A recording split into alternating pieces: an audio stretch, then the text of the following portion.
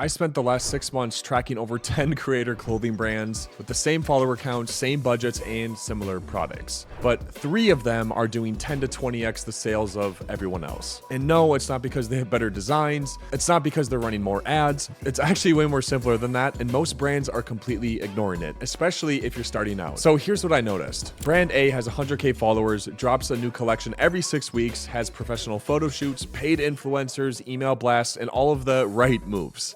And the result of that was a $12,000 per drop. That's not bad, but that eventually plateaued for them. Brand B has 95,000 followers, less published content, simpler designs, but what do they do differently? They post 5 to 7 times a week on social media. Not product photos, actual content. Styling videos, behind the scenes, restocks, customer photos, street interviews, asking people about fashion. And the result, $87,000 their last drop. Same audience, widely different revenue. And when I dug deeper, I found the exact pattern that separates brands that grow from brands that end up stalling. And you might be wondering, wait, but I don't have 100,000 followers, and that's okay. This works regardless of how many followers that your account has. Because the reality is your clothing brand doesn't have a product problem, it has a visibility problem. Most brands think growth looks like this.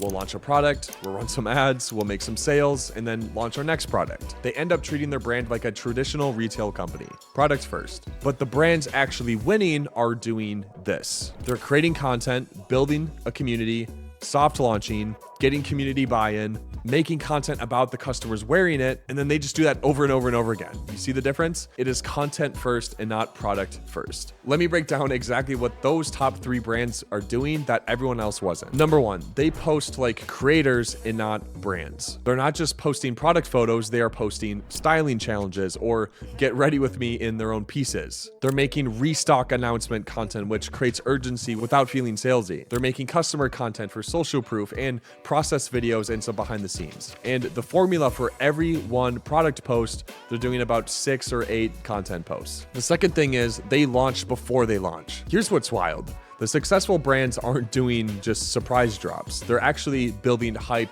weeks in advance. They're teasing designs, they're showing prototypes, and asking their community for input. And by the time the product drops, their audience has already been a part of the entire process, so they're emotionally invested before it's even available. The third reason is they make their customers their stars. This is the biggest one. If there's one thing you got to listen to this video, it's this one. Average brands post their own product photos. Winning brands repost their customers wearing the products. Why?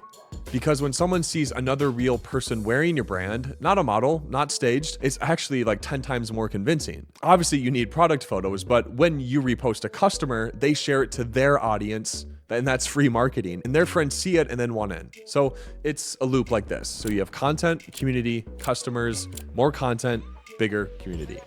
Number 4, they treat restocks like launches. Most brands quietly restock and wonder why no one notices. The winners, they announce restock like events. Hoodie back in stock in 48 hours. Black tees dropping Friday at 3 p.m. This creates urgency and gives people a reason to check back in.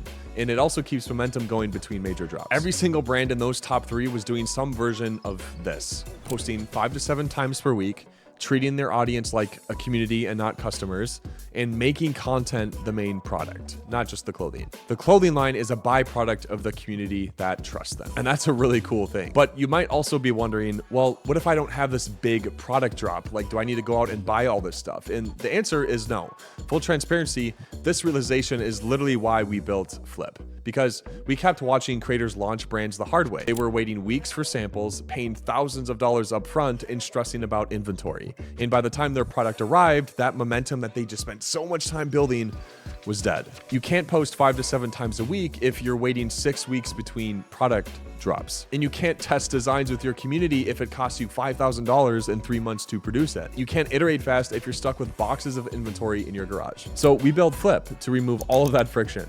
You design, you visualize with AI, and you launch with no inventory, no minimums, and no waiting. It's built for how creators actually work: fast, iterative, and community first. But here's the thing, even if you never use FLYP, this strategy strategy will still work for you. Whether you're using us or a different platform or going through all the manufacturing yourself, the principle is the exact same. Growth doesn't come from better products. It comes from consistent content in a community that feels ownership over your brand. And the brands that are winning right now aren't the ones with the best designs. I think that's very evident. They're the ones showing up every single day, building trust, and treating their audience like co-creators.